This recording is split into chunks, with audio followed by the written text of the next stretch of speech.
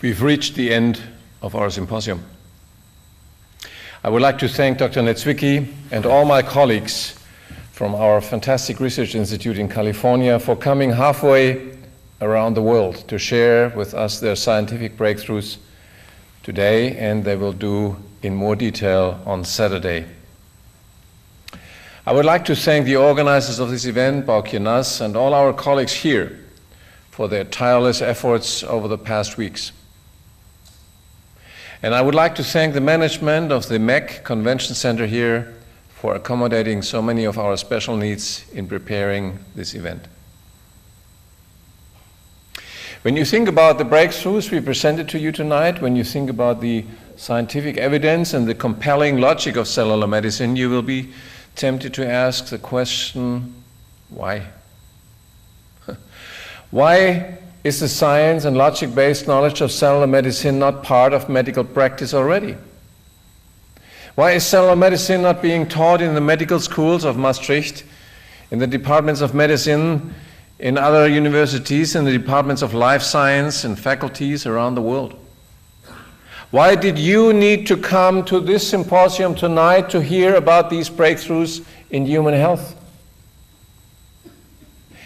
The answer to all these questions do not come from the field of science.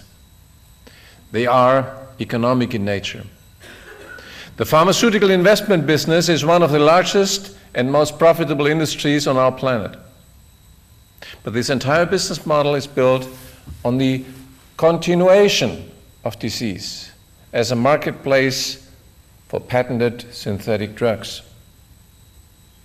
The pharmaceutical investment industry has no interest in the prevention of disease. To the contrary, it finances an army of lobbyists in politics, medicine, and the media to fight advances in preventive health, and above all, fight the progress of cellular medicine, what we stand for. We the people at large, have to understand that we cannot expect solutions to expanding diseases and escalating healthcare costs from the interest groups or their stakeholders in politics. The efforts of the status quo to block the breakthroughs of cellular health are very real. Over the past 2 decades, the lobbyists of the pharmaceutical investment business have filed more than 100 lawsuits against us, the scientific pioneers of preventive health. After this strategy failed, the lobbyists of this industry spent millions to discredit us in the media.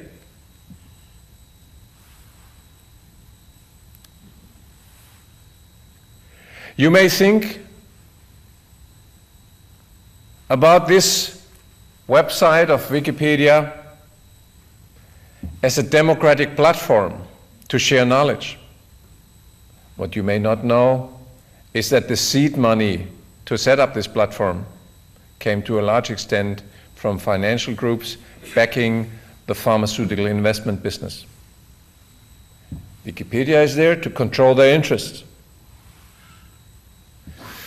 There are general laws that apply to any historic transformation. One of them says that the more the status quo has to lose from scientific advantage of mankind, the more aggressive these interests are in defending their economic privileges, and once this resistance is overcome, the greater the advances and benefits for mankind. The transformation from disease-oriented medicine to prevention-oriented health is no exception.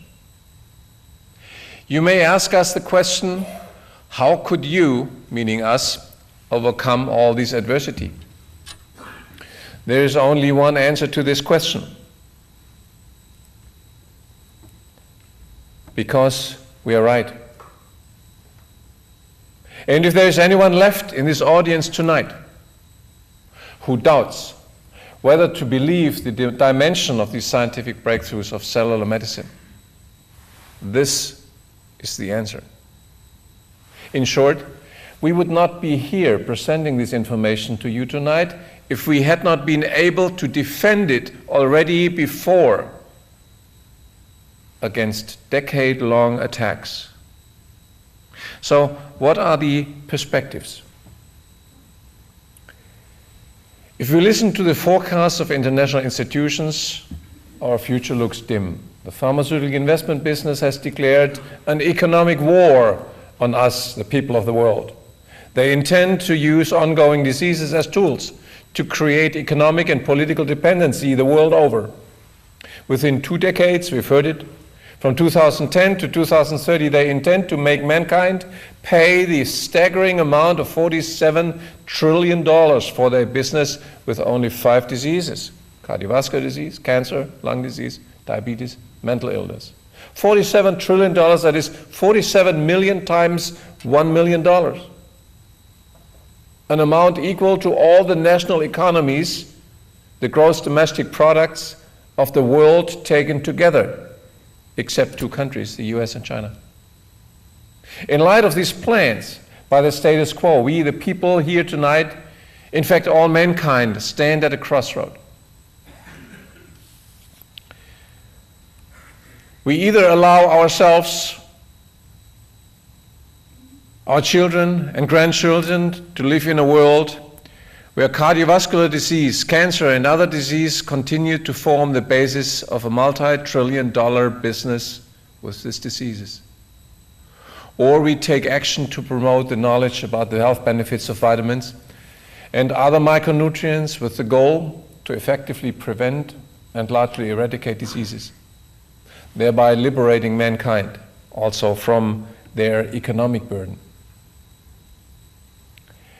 And since we cannot wait until some politicians will create a prevention-oriented healthcare system for us, we the people, need to build it ourselves from the bottom up.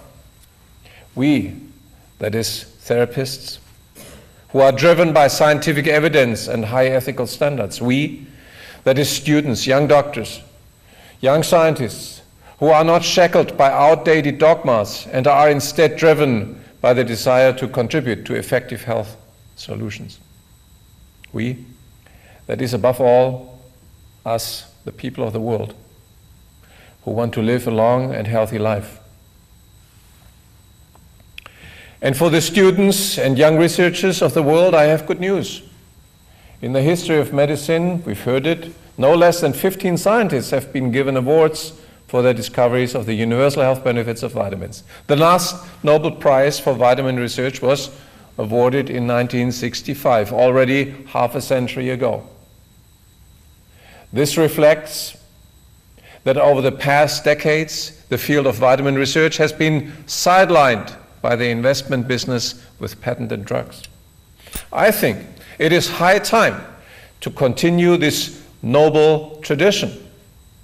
And I'm inviting every student of life sciences, every young researcher interested to collaborate with us in this exciting field of health, to contact us either in the foyer or via our website. Cellular medicine is currently the most rapidly growing new field of medicine. It is the area of micronutrient research where the greatest health science breakthroughs will be made in the coming years. And it is a field of cellular medicine where young scientists and doctors can contribute most to the ultimate purpose of their profession, which is the prevention and elimination of disease. With so many opportunities at hand, it is important to focus on one task that is the most urgent one to be addressed right now. And this task is the control of cardiovascular disease by natural means. In 1992, Nobel laureate Linus Pauling and I issued a call for an international effort to abolish heart disease, to eradicate, to eliminate it. At that time, we had established a conclusive scientific concept that human atherosclerosis is primarily triggered in artery walls of chronic vitamin deficiency. At that time, we did not have conclusive scientific proof.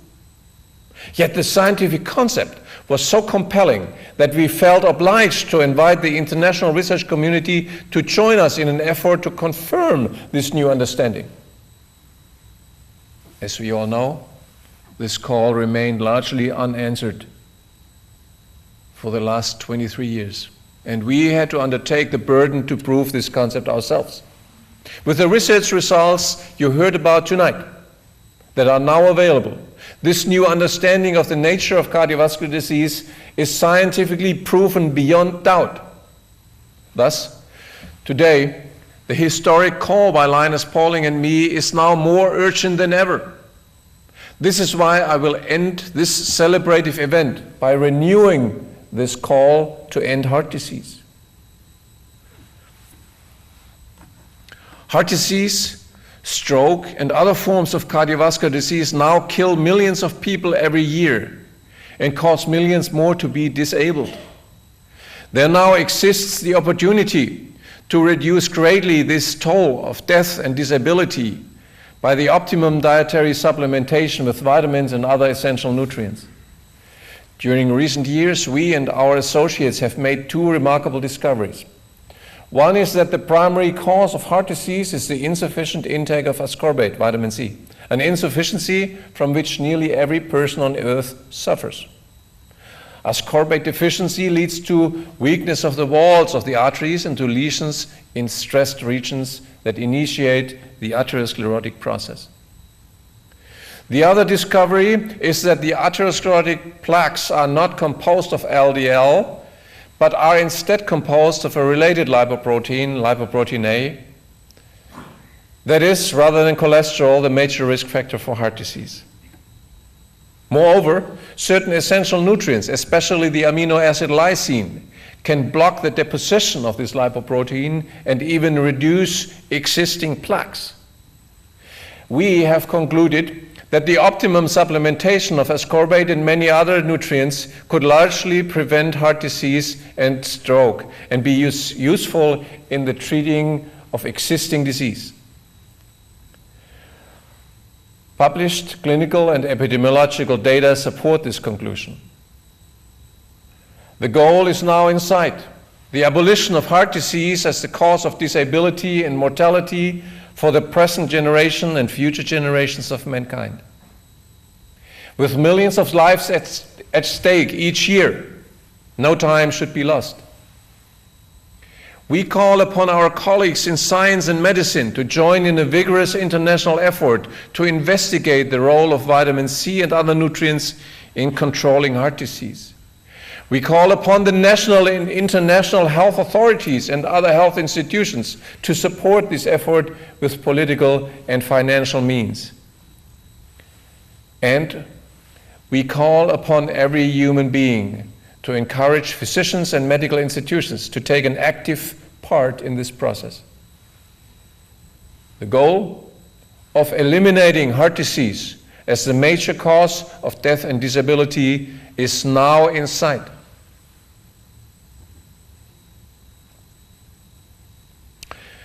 This symposium in the city of Maastricht is not just another event for us. It marks the beginning of a new stage in our effort to liberate mankind from cardiovascular diseases. I am the only surviving author of this international call that I just read to you.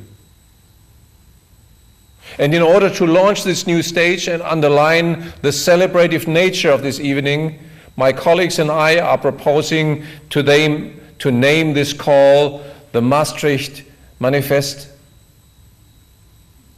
We ask you to join us in making the goal of this call, ending heart disease, a reality.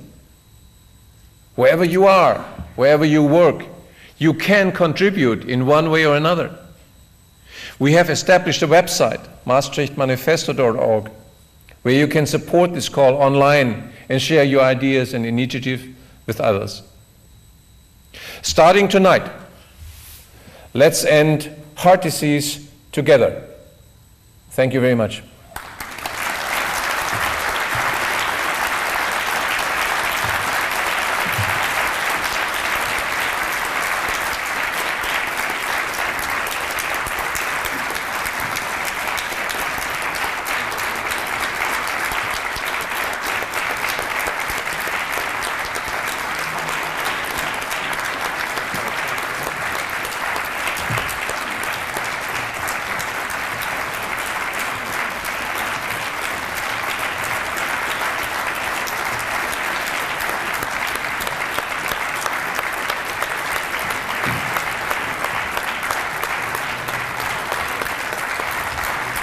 This is strong here.